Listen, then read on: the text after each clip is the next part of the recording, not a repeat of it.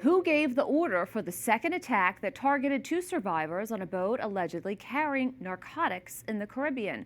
That's the question leaders of the Armed Services Committees in Congress hope to get answered today after a classified briefing with Navy Admiral Frank Bradley, the commander who oversaw the operation. Let's check in with Capitol Hill correspondent Erik Rosales with the latest. Erik. Well, good evening, Veronica. It's great to be with you. Secretary of War Pete Hegseth was already under fire, as we know, after the DOD's Inspector General issued a report saying that Hegseth jeopardized national security and even put service members in danger by communicating on an unsecure app. But today the focus was on the September 2nd boat strike in the Caribbean.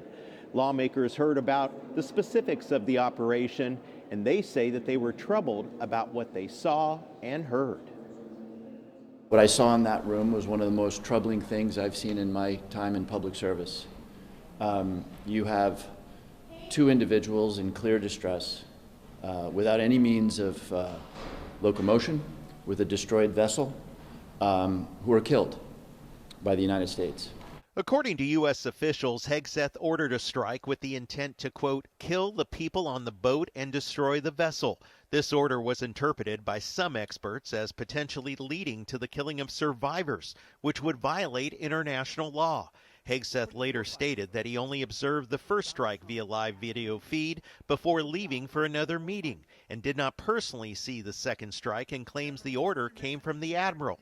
He attributed the confusion to the fog of war. But some lawmakers say the Secretary of War is passing the buck. Pete Hegseth needs to understand that sending in an admiral or other people to take responsibility for his decisions is the coward's way out. And so we need to hear from the Secretary directly about where he was, what his role was. I don't like to see political figures pointing their finger at military figures. Military people take orders, and there's a question about, when they don't take orders, whether things are legal or not legal. But in this sense, it looks to me like they're trying to pin the blame on somebody else and not them. Democrats want the Trump administration to release the full video of the September 2nd attack, as well as all written records of the orders from Hegseth.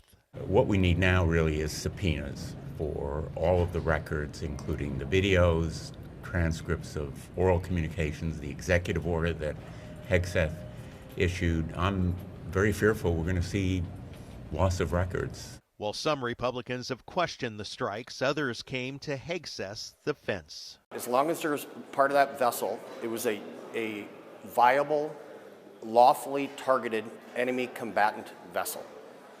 That is a terrorist. Those folks have been designated as terrorists by the State Department, and they're viable targets.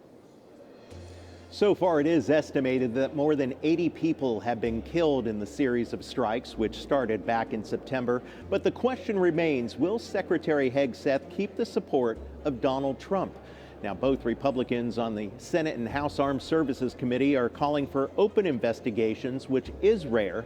And several Democrats told me that Hegseth may not have been in the room, but he was in the loop, and he was the one who gave the order which initiated the deaths of these survivors.